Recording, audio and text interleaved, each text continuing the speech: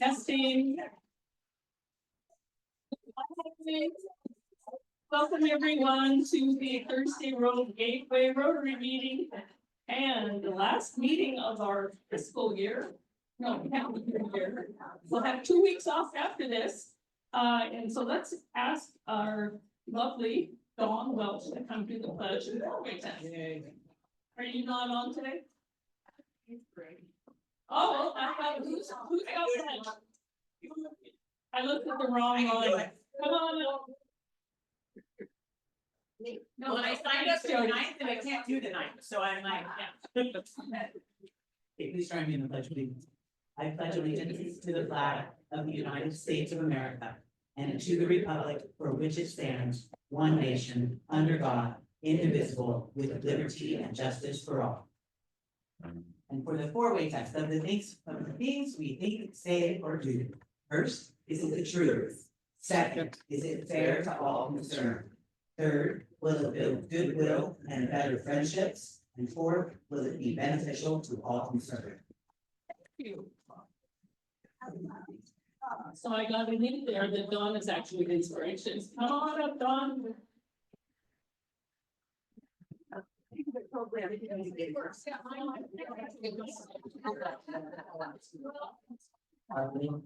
This inspiration. Okay. So this year, let's do the 12 days of Christmas with different gifts and from the perspective of the true love, who is the one who's giving. On the first day of Christmas, I'm giving my undivided attention. On the second day, I will share my enthusiasm. On the third day of Christmas, I'll give my creative energy to those I love. On the fourth day, I will share the simple seasonal pleasures, not the glitzy ones. On the fifth day of Christmas, I'll give my true loves the gift of tenderness. On the sixth day, I'll spread good cheer. On the seventh day of Christmas, I'll help others find beauty in life. On the eighth day, I will give the gift of respectful communication. On the ninth day, I will find ways to surprise the ones I love. And on the 10th day of Christmas, I will help those around me find wonder in our world. On the 11th day, I'll create peaceful surroundings for all those I love. And on the 12th day of Christmas, I will do what I can to spread joy. And the lesson to be learned from these 12 days of Christmas is this: give those you love the simple, abundant gift of spirit. If you do, they'll give you the best Christmas gifts of all: happy smiles and contented hearts, neither of which need to be exchanged. And anyway, who really wants like drummers and dancers and swans? Where are you gonna put them all?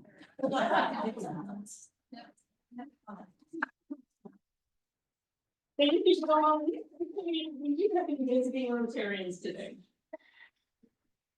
Any Rotarians with guests? Hi, Jerry. Comes back there. Okay, just a couple of housekeeping things. We received a thank you card from Catherine Bird regarding our acknowledgement of the loss of money. And we got a nice little plaque here from Rotary Foundation for our participation in Polio Plus this year. Okay, so I have one other thing, just a quick thing. You know, some of you know that a few weeks ago, one of my brothers was here in town and gave a talk at the library. And his most recent book is an anthology. It's called Black Writers of the Founding Era. And it's a group of 240 various Black authors from the 1700s who lived in America, ranging from some who were enslaved, some who were educated and free in the North. And anyway, it was a very, very interesting talk, and he didn't have any of his books available, but I have one here that I was going to give to Lutz. He's not here today, but I have some others, 1, 2, 3, 4 left. If you're looking for a last minute Christmas present, it's not light reading, but it's fascinating. And just make a donation of 10 or 20 bucks and we'll put that toward the utility boxes. Okay. Wow. Are we all ready for the ornament exchange? So you remember how we didn't have enough time for everything, and now we're going to have about a full hour. Other announcements. Come on up, Dawn. Anybody else have announcements? Meanwhile, I want to thank Jody McDonald for her leadership for the fantastic backpack project. You guys have it down to a science now. How many went? That was a really great job, everybody. Okay, announcements. This is just a quick one. I promised Ann Bauer I would extend to everybody here a big thank you for all the members in our club who did something with the Rotary Youth Exchange this weekend. She was very, very grateful.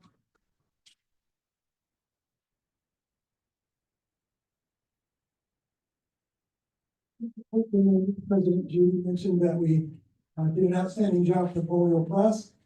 This year, you get a free square in the Super Bowl pool, which could net you a Paul Harris Fellow Award for being in the Polio Plus Society. So if you made that pledge to donate at least $100 a year until polio is eradicated worldwide, then you will get a free square. Everything else will start in January. Our first meeting of the year on January 9th. I signed up to be Sergeant at Arms. We'll use the whole time to explain to you how the Super Bowl works, because I know a lot of people haven't played very often. And one last thing, the watch party will be at the Grants Pass Museum of Art, February 9.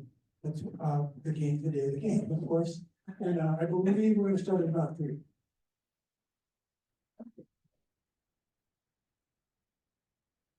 So we got a lot of time today to kill, so.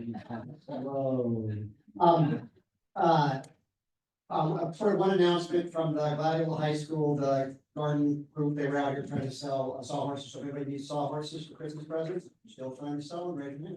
They also have Christmas wreaths, if anybody wants to buy those. And out there, we're converting a old school bus that got into a car wreck. We're converting it into a greenhouse. Which, yeah. But anyway, to try to make that happen, we need some old downhill skis or cross-country skis. So I see some mouths opening, we got them. Okay, so I need a bunch of skis because we're gonna put them together and make some of the substructure in there to hold the canvas up. So please let me know you got some and we'll take them. Please, thank you. Okay, before we start, I'm just going to retell a story that many of you have already heard, but so remember, I grew up in Grants Pass. There were 5 of us right in a row, born in 4 years and 10 months. And this brother Jim was the oldest. And in the summertime in college, he worked out in Cape Junction at the sawmill. But by the time he was a junior or senior, he thought he wanted to maybe try teaching, be a college professor maybe. And so in those days at RCC, if you could get 6 or 8 students, you could have a class. And so I think he got 5, and I'm 16 years old and I'm free, and he pays me $100 to take his class. Yeah, it's good. And so I thought he was boring, but so what did I know? And so that's part of the reason that he's been so generous back in the community. When I went to work at RCC, I was very surprised to find out he was one of the largest donors to the college every year. So just another pitch on this. It's actually a very interesting book. And what else do I want to say? Learned a lot from that talk. Okay.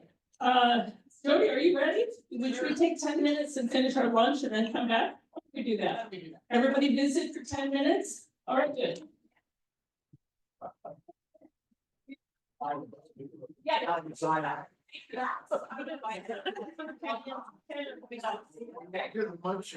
Yeah. They cost 20, but I'm so happy for 10.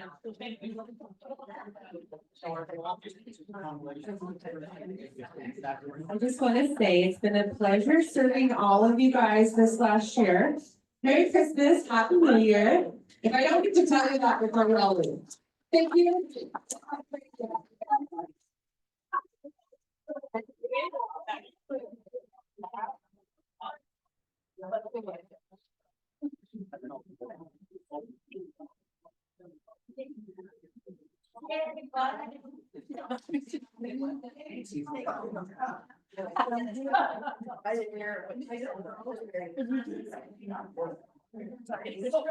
Ask the whole club, maybe somebody else heard that.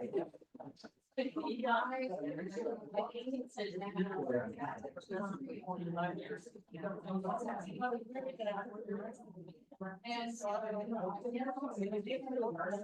It started.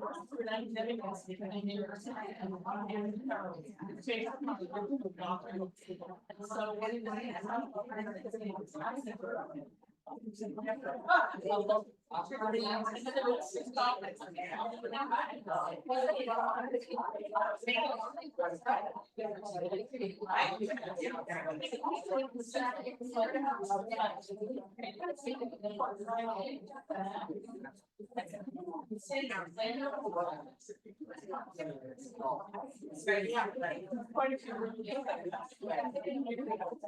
So now he does all kinds of stuff.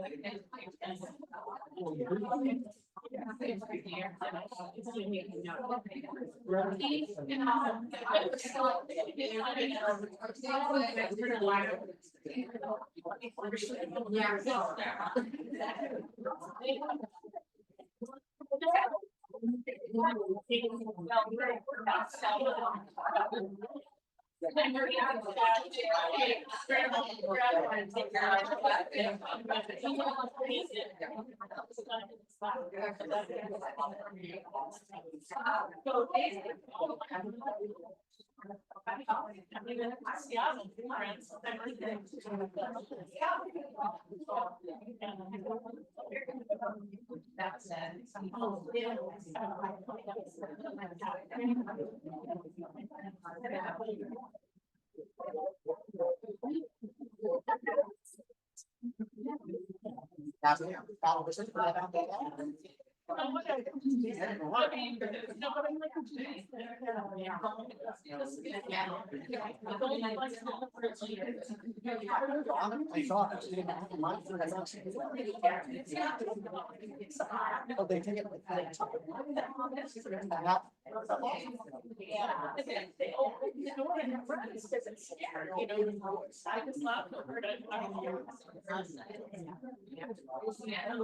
Yes.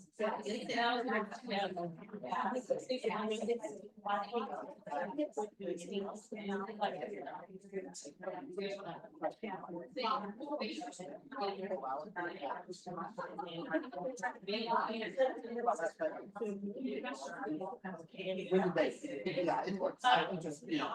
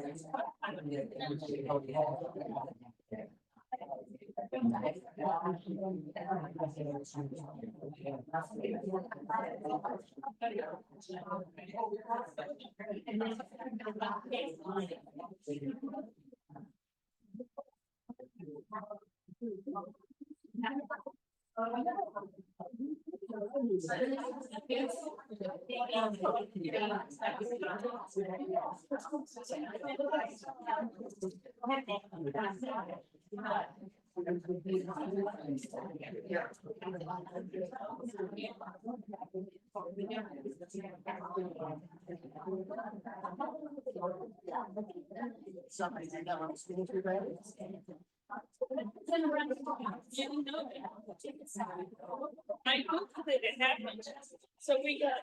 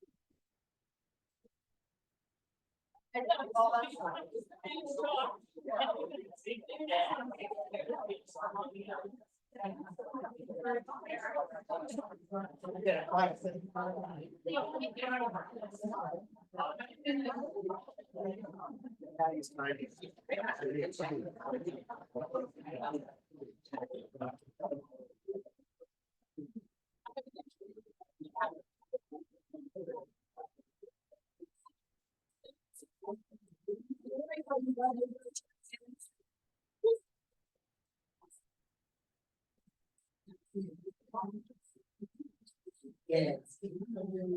So if you would like to anticipate that you did not bring an ornament, I do know that there are a few different extra ornaments around and available. So just kind of come over here and stand if you would like to get an ornament, and then we'll see about those that brought the extra ornaments to drop them. Otherwise, it's time to come up here and let's try to do this thing where we always try to figure out how we can stand in a tight circle so we can touch and talk, you know. I have to be here. It can go this way.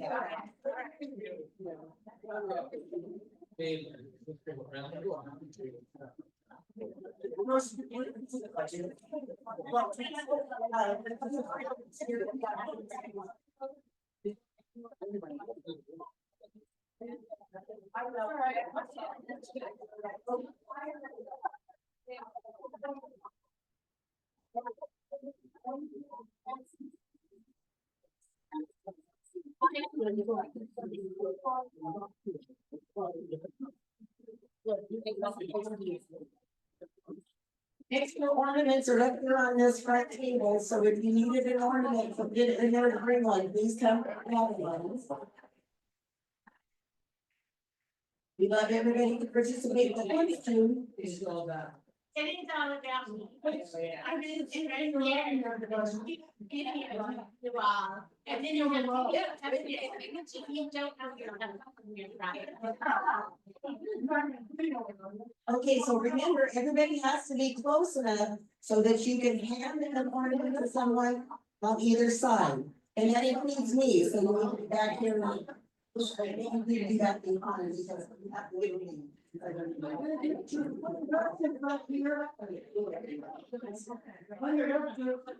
All right, we have a new story this year. This one is called Ribbons and Bows. All right, so let's get ready. All right. All right. Yeah. Right? Yeah.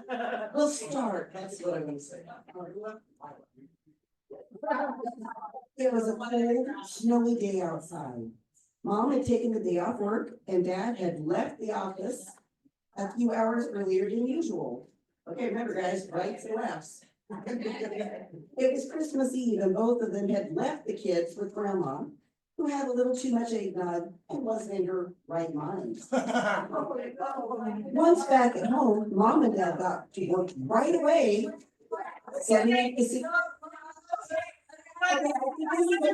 We have not made any up in the first few sentences. So get yourselves back together. You probably should have your original. Yeah. Somebody has to have two if we've got someone like that. Because I need this one's fine.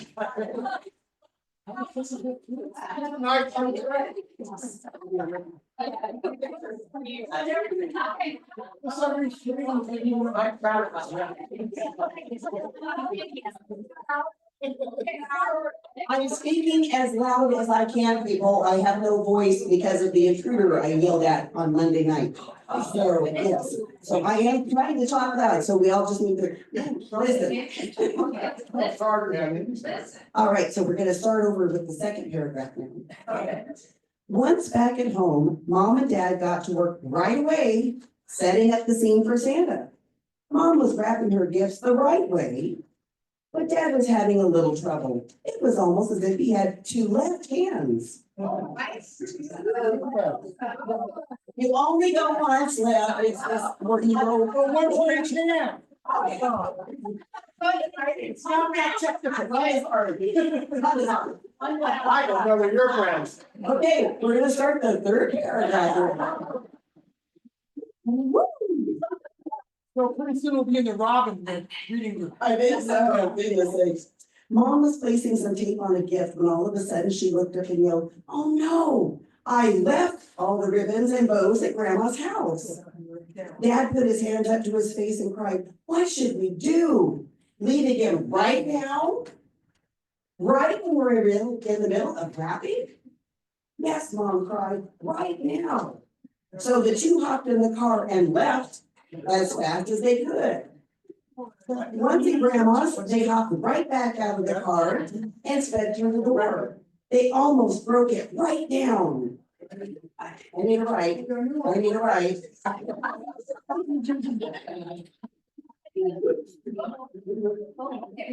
Inside Grandma's house, all the kids were laughing uncontrollably. Grandma had left them all in stitches to left. Oh, that was behind the left. And let's see. And them all in stitches for their eggnog infused antics. "Oh, back so soon?" she said upon seeing Mom and Dad again. They were right at the good point. The kids weren't too thrilled to see Mom and Dad either. They were much happier earlier in the day when Mom and Dad had left them with Grandma. "We don't want to go home yet," they all cried. "We're having fun right here, right now, with Grandma." "Don't worry, kids," Mom reassured them. "All I need to do is pick up the pretty Christmas bows and ribbons I left here earlier." She grabbed them from their grandma's cookie counter where they were sitting just left of the toaster. Right where she left them. That morning. When was she left them? They're right here, she called on the picture.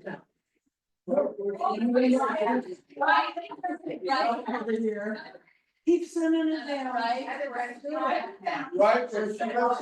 Right where she left them.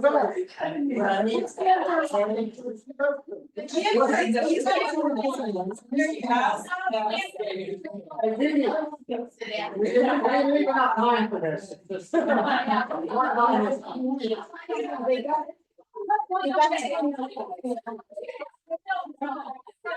must be.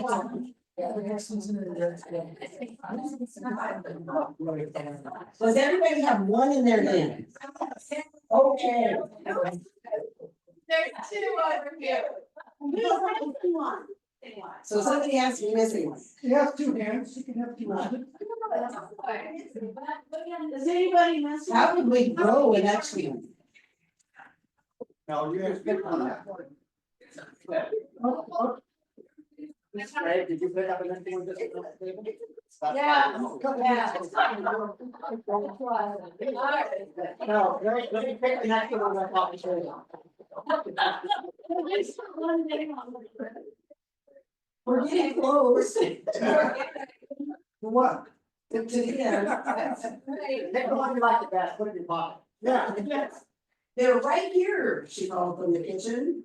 "Oh, thank goodness," Dad sighed with relief. "It's just not Christmas without pretty bows and ribbons, am I right?" Everyone said in unison. Even Grandma, who still wasn't quite in her right mind. Great.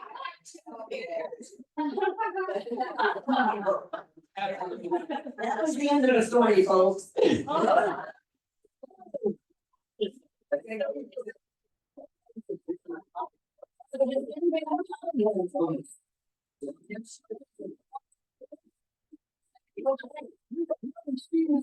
was a lot of fun.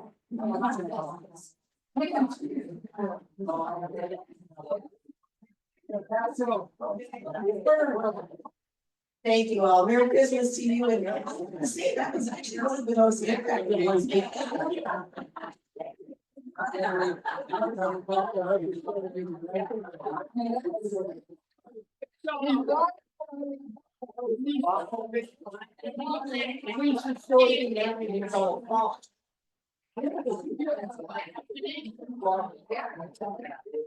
We were not gonna go there. That is, that yourself. Yeah.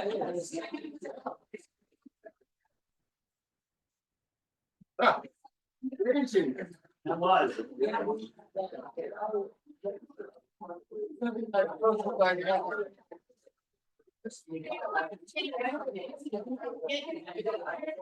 Okay, everyone, sit down. All I can say is, hello. Hello, all I can say. Thank goodness that's not a drinking game. Maybe you would have done better. I don't know. I might have been screwed. Okay, so I think, who's our sergeant today? Oh, come on, let's get some Christmas stories and some happy thoughts and all that stuff. Thank you. That was a very happy time. The funny part about it, is, I don't know about anybody else, but I have no idea what that story is about. Because I was not listening to the story. I was listening for life, and I was listening for life. And when you said it's over, it's like.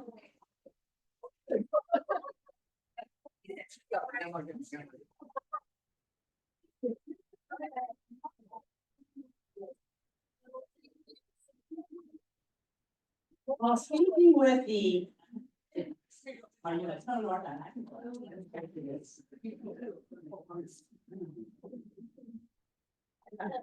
Okay, so I had to stick with the holiday theme, because I knew we were doing something called, we should be thankful for that, because it's just always. I was here last year, so last year was the first time, and it was just hilarious, this time was even more funny. Well, what's happened? I'm sorry, last year. I was so worried about my laugh. Really loud, please. Okay. Okay. Okay, so my little trip down history lane started in my voyages. I've had the opportunity to travel with my children when they graduated from college. They always went on a fun little trip to mom. And so I went to Italy, Europe, I've been to Spain, I've been to Greece, wonderful opportunities, but every place that I went, there was always a special memorial place where Saint Nick was buried. And I thought, well, that's kind of strange. I mean, and being a lover of children and Saint Nicholas, I was kind of like, I'm gonna do a little research on this Saint Nick. So that was what I did. So I kind of went back and did some research on Saint Nick and the evolution of him, because he really was truly a real person. He was born in probably Turkey, in the 300s, 80s. So that's where he was born. He became a saint because he was actually the saint of several things. He was a saint of sailors, because one of his feats, and of course, to become a saint, you have to have done some miracles. One of his miracles was he saved a bunch of sailors from a violent storm. So there's a big storm that's coming up, and all the sailors, they just assumed we're gonna die, and he somehow miraculously stopped the violent storm. So he became known as the saint of soldiers, doomed soldiers. He also himself, as a preacher, whatever, before he was a monk, he had money. His family had money, so he came from a family and money, but he always gave his money away. He was always buying gifts, and he was always doing things. He was a very kind soul, so he was known for that sort of thing, and thus Saint Nick that we know today. But one of the things he did, and one of the stories that gave him his sainthood, is that there was a father who had become so poor that he was going to have to prostitute his daughters, which was a very common thing to have to do back in the day. Sell your daughters into prostitute, and he came through and gave each of them a dowry. which saved them from that life. And so that was the sort of person he was, is he would come around and save families and keep families together. And there's some pretty bizarre stories too. And I think if you go back in that time, you realize that there's really some doom and gloom that was going on back then. But one of the stories, one of the things feats he did is he restored to life a trio of boys who had been dismembered by an unscrupulous butcher. So it's like, really? Did I just read that? But it was real. But then it gets even more interesting because he became known as the patron saint of sailors, children, wolves, and pawnbrokers. So figure that one out. So it was just kind of a fascinating story. And he died on December 6th. And so December 6th was the day of Saint Nicholas. And so as his, I guess, legend lived on after he died, his legend did live on. And so what happened through the times, the Dark Ages, and so there was the Middle Ages, the Dark was kind of at the beginning of it. I got all sorts of interesting information, learned a lot of things. But one of the things that happened is that he was so valuable, and what he was such a great thing that they literally dismembered his ashes and spread them to other places in Europe. And that's why when you do go to those places in Europe, there is a piece of Saint Nicholas or a part of Saint Nicholas that is indeed buried there. So I just thought that was another very interesting story about this dismembered Saint Nicholas who traveled all over Europe, all through these churches. And they were relics of Saint Nick. So it was a great honor to have these relics of Saint Nick. And then ultimately, the story that we're most familiar with started with Sinterklaas in the Netherlands. The Dutch started telling stories of the flying, it was a wagon back then, a wagon that would fly by over, and if you were lucky, that something would fall out of the wagon and fall down your chimney and land in your sock. So kids would hang up their socks by the fireplace and hoping that if the guy flew by and something happened to fall out, that it would fall into their stocking. So that's kind of how it started. And of course, just like anything, everything becomes exaggerated. And so from that point, it became the tradition to where everybody left their socks off, and they were good boys and girls. They got a nice little treat. But if they were bad little boys or girls, they got a lump of coal. And of course, we've all heard that story. And it was a way of teaching moral values to children, that if they were naughty, they wouldn't get anything from St. Nicholas, but if they were nice, they would. So that kind of went on for a long time. And then when the Dutch moved to New York, that's when it really got interesting, because that's when St. Nick, and this is kind of interesting too, that's when, he became, the New York Dutch enjoyed their silliness and their stories. And so it slowly started to grow, and it became Clement Moore. Clement Moore was a theology student, and he actually had a family, and so he was the one who wrote A Visit from Santa Claus. So he wrote that in 1823. I think I was writing these dates now. I've never remembered them. Yeah, 1823. Clement Moore, a professor of general theology, penned A Visit from Santa Claus, but he was embarrassed because he was a theology student, and it was kind of a silly story that was not religious, and so he didn't publish it, kind of hid it away. And a friend of his found it and brought it forth and published it a year later. So it was published, but he didn't, at first it was published anonymously because he didn't want to be associated with it. And of course, then it was penned, wonderful story. And in 1863, a cartoonist, Thomas Nast, started making depictions of the fellow, and that's when he changed from the thin, Saint Nick into the jolly old Saint Nicholas.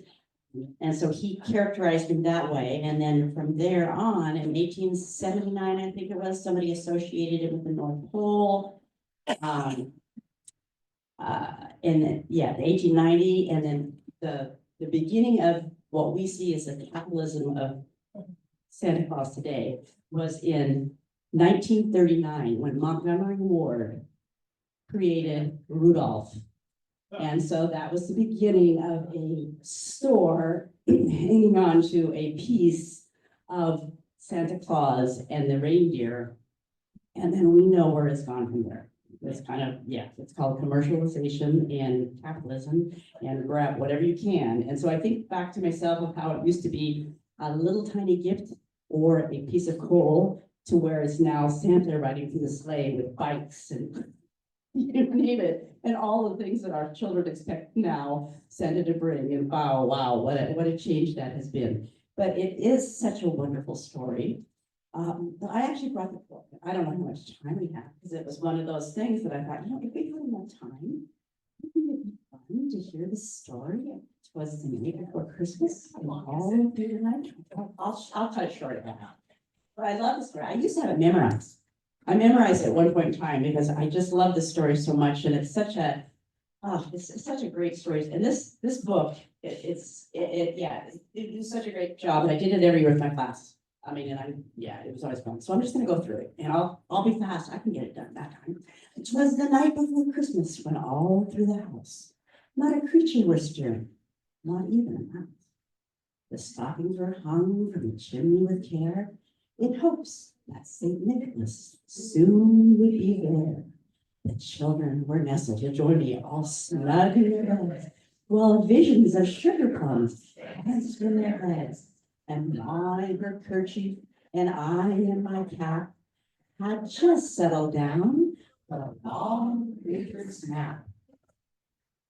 When out on the lawn there arose such a clatter, I sprang from my bed to see what was the matter. Away to the window I flew like a flash, threw open the shutters and threw up the sash. The moon on the breast of the new fallen snow gave the luster of midday to the objects below. And what to my wondering eyes should appear? On a miniature sleigh and 8 tiny reindeer. With a little old driver, so lively and quick, I knew in a moment it must be Saint Nick. More rapid than eagles his coursers they came, and he whistled and shouted and called them by name. Now this is your test. Now Dasher, now Dancer, now Prancer and Vixen, on Comet and Cupid, on Donner and Blitzen, to the top of the porch, to the top of the wall. Now dash away, dash away all. As dry leaves that before the wild hurricane fly, when they meet with an obstacle mount to the sky. So up to the housetop the coursers they flew, with a sleigh full of toys, and Saint Nicholas too. And then in a twinkling, I heard on the roof the prancing and pawing of each little hoof. As I drew in my head and was turning around, down the chimney Saint Nicholas came with a bound. His eyes, how they twinkled, his dimples, how merry. His cheeks were like roses, his nose like a cherry. His droll little mouth was drawn up like a bow, and the beard of his chin was as white as the snow. The stump of a pipe he held tight in his teeth, and the smoke it encircled his head like a wreath. He had a broad face and a little round belly that shook like when he laughed, like a bowl full of jelly. He was chubby and plump, a right jolly old elf. And I laughed when I saw him in spite of myself. A wink of his eye and a twist of his head soon gave me to know I had nothing to dread. He spoke not a word, but went straight to his work and filled all the stockings, then turned with a jerk, and laying his finger aside of his nose and giving a knock, up the chimney he rose. He sprang to his sleigh, to his team gave a whistle, and away they all flew like the down of a thistle. But I heard him exclaim, ere he drove out of sight, Merry Christmas to all, and to all a good night. I love this story. There's a picture of the gentleman who sees, and he's got from his childhood, one of the toys that Santa brought to him from when he was a boy. So I mean, this story and the other story, which I love, is Polar Express, which is the same thing. It's about the magic of Christmas. It's about believing as a child you know, the innocence of Christmas, and I think that is the spirit, and that is, you know, I think that is really truly what it is all about. So I had to share that. So yes, lovely. Okay, and with that, we'll move to happy bucks. So I will say I am very happy. I'll start off with saying I'm happy to have everybody here. This is so wonderful. I didn't get to say my guest, but I will say Karen and Owen are here. They're future members, we hope, visiting us. Yes. He has a business right across the street. He's a chiropractor. So it's really easy for them to dash back and forth. So they're a few minutes late. Anyway, so, okay, so those are my happy bucks. Anybody else want to have some seasonal magical stories of their Christmas that bring them happy bucks?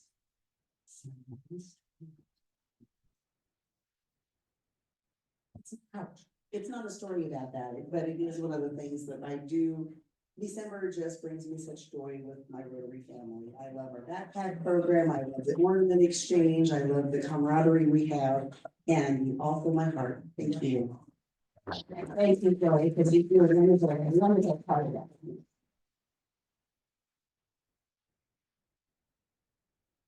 I have a couple happy bucks also for the backpack program. I delivered to Redwood because that's where my son goes.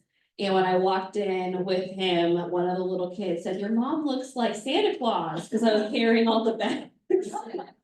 And I felt like Santa Claus, so it was pretty cool. So thank you, Jody, for doing that. I have happy bucks, good memories, but youth exchange, Don, thank you for encouraging us to do that. That's such a joy, that activity. So that was a special holiday activity.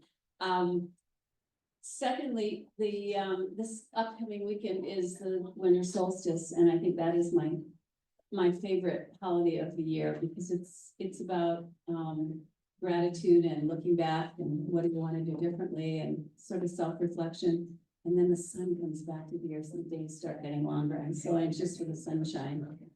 And lastly, stories from the past and how different Christmas is. My mom used to tell me that December 6th was St. Nicholas Day, and that's when Santa came to her house. And this would have been in the, the late 1920s, early 1930s. And what they had was a plate was on the table and it would either hold an orange, quarter, and a chocolate bar, or any combination, or maybe just one of them, depending on how things were that year. So it's come a long way.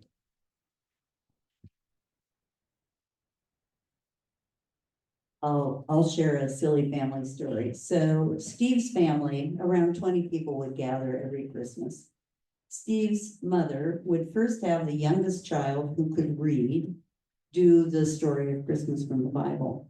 Then they would start, think 20 people, they would start with the youngest to open all their presents before the next person opened all theirs. Well, that took a long, long time.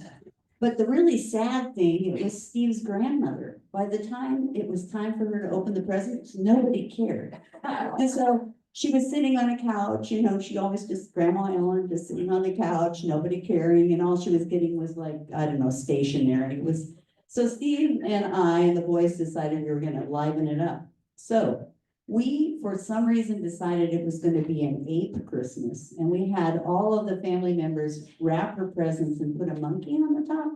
And then we did the 12 days of Christmas using monkeys. But then the culmination was my oldest son, dressed as an ape, came out with a boombox, forced her to get up and dance with him. And that was the last year she ever came to Christmas.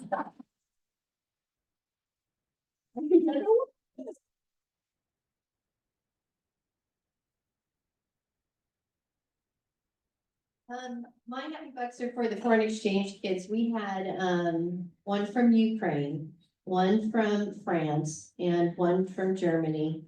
And, in the email coming back from, Anne, she said, this was the best time those kids had.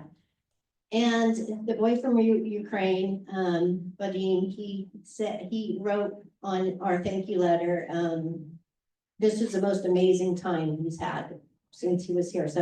So yeah, it was a very wonderful, magical time. love hearing about those stories. I think those of us who haven't done that exchange need to hear more about that. I mean, what it is, but yes, that's wonderful.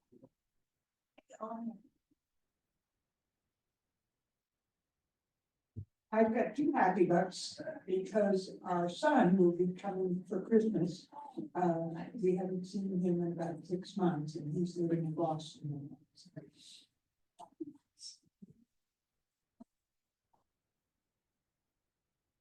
Is it appropriate for me to tell a story? Yes. Okay, so I'm Canadian. I grew up on Vancouver Island up in Canada. And the town I grew up in is Port Alberni, and my family built a house when I was just about being born, about 10 miles outside of town on a lake. And the road drives out and it forms a loop on a peninsula. And so everybody built houses at the same time. They all had children at the same time. Everybody knew each other. Very friendly. Nobody locked their doors. Everybody knew each other. And typically on Christmas, you had to get up early and open presents because the neighbors would start coming around. So everybody knew each other and they would visit and whatnot. And before long, it became apparent that one of the families, the Youngs, had a really large family and they were fairly poor. And so they were always struggling. And we went to school together, so everybody kind of knew everybody. We kind of knew each other's situations. So eventually, the families realized that the Youngs were always kind of struggling financially and whatnot. And they had a large family of kids, like 9 children. And so the neighbors eventually sort of secretly made a collective where they talked to Mr. and Mrs. Young, and they made sure that on Christmas Eve at some point, the Young family would go off and do something, and the neighbors would all collect and they'd bring gifts in and they'd put it under the tree. So they'd leave the doors open, they didn't lock the doors anyway. So it became this sort of ongoing tradition. Well, one Christmas, a few months earlier, they'd had some problems with family elsewhere, and the Youngs actually moved. They rented their house out and moved. But we didn't really know that. And so, anyway, the funny part is, so the neighbors did their collective thing, not really knowing that the Youngs weren't there. So they go into the house and they, leave presents, and they'll get all kind of fixed up nicely, and they're about to leave, and there are police cars in the yard. And so several of them actually. And so the people that are there wasn't like the whole community. It was like 6 or 7 people that would be the instigators of all this. Were arrested, actually. And it turns out that the people that were renting it didn't know anything about any of this. They come home and found these people in their house, called the police, and it turns out the police were actually at a call that wasn't very far away. So they all ended up at the police station. Eventually it all came out, but it was sort of a funny Christmas. It's really reading like Home Alone kind of thing. That should be a kind of movie. That's a hard one to top. So many of you know I didn't have a whole lot of Christmases with my real parents. But it was about 1981 or 82. I was either 5 or 6 years old, and this is one of my most vivid memories. Back then, there weren't Christmas lights like there are now. They weren't readily available. They were unique, and they were those great big old ones that you don't see very much anymore. And I just thought they were the most magical thing in the world. And I begged and begged for us to have Christmas lights. And we never really did. And then I remember driving home late with my mom one night, and my dad had put up one string. And it was the greatest thing that ever happened in the world. And I still, every time I see Christmas lights, I think of that, and I think of my dad doing that for me, and it was just the very, very best. I think I bring you first, okay, so I think one more. I have 6 happy bucks. I grew up in a family of 6, my mom and dad, and 4 brothers.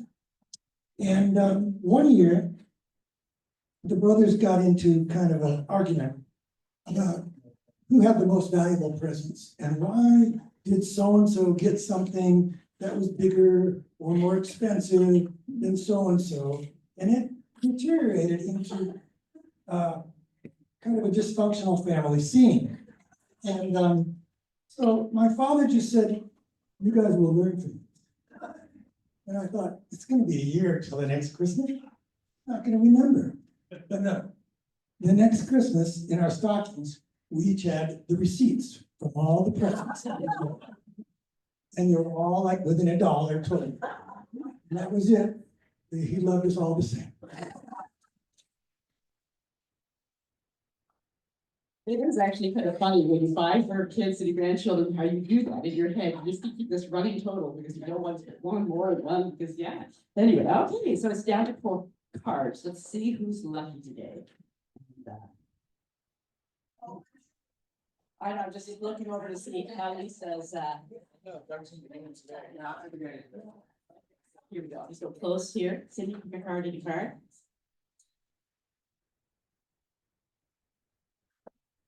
Five of diamonds, if you have a five.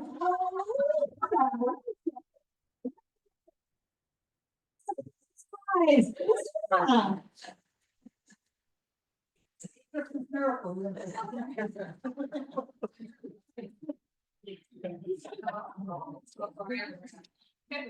Well, thank you, everyone. Super fun meeting. We'll see you in the new year. I want to thank you also for allowing me to serve as president this year. Thank you. It's such a fun group, and it's just kind of the highlight of my week, hearing all the good stuff that's going on and seeing you nice, positive people. Okay, our thought for the day, this is from Brigham Young. Love the giver more than the gift. So happy holidays to all of you. We'll see you again soon.